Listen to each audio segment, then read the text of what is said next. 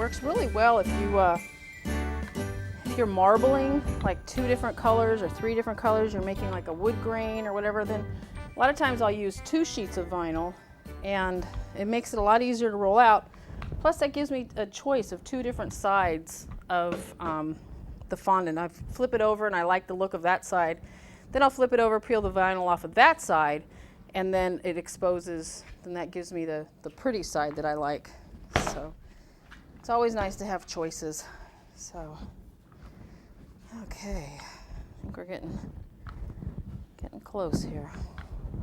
Now, for this I like to cover the board, which is another reason why I'm trying to make it quite a bit larger, just because then it saves me from having to cover it later. We are going to put some buttercream on there for the water, but it's nice to have the vinyl. Okay, what do we got here? Oops.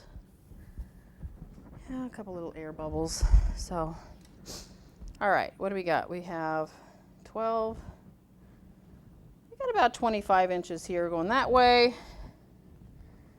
About the same, maybe 24 that way.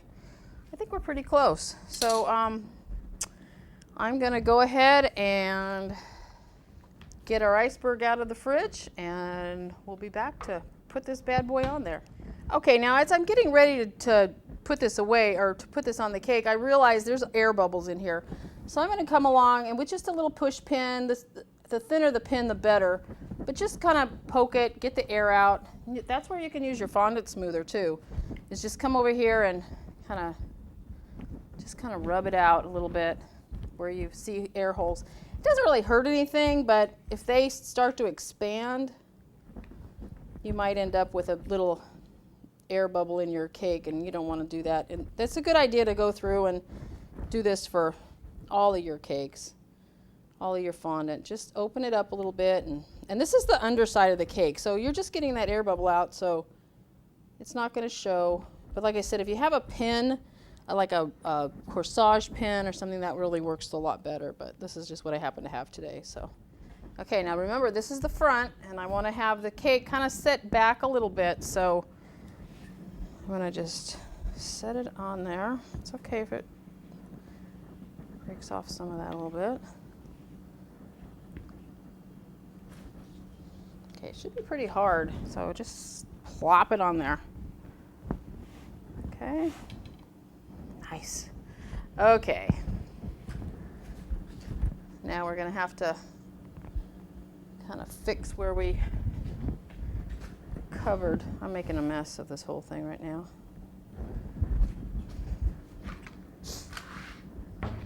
Okay, so let's just go back and cover up where we kind of made a mess here.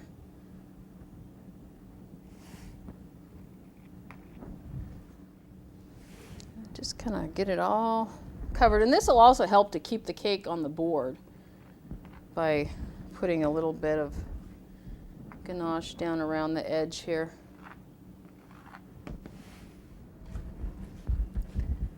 Let's see, we have the front. I'll put a little bit of an island out here.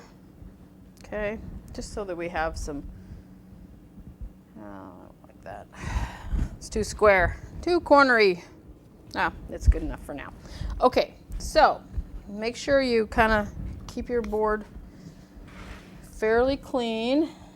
We need to make sure we put a little shortening on the board so that it's got somewhere to go. Otherwise, it could just bubble up and make a big mess. So just put some fondant, some shortening on here as we go around. Try not to get it on your too close to, on the edge, because we're going to put a ribbon around there and that won't stick if we do that. Okay, but shortening makes a pretty good glue for fondant.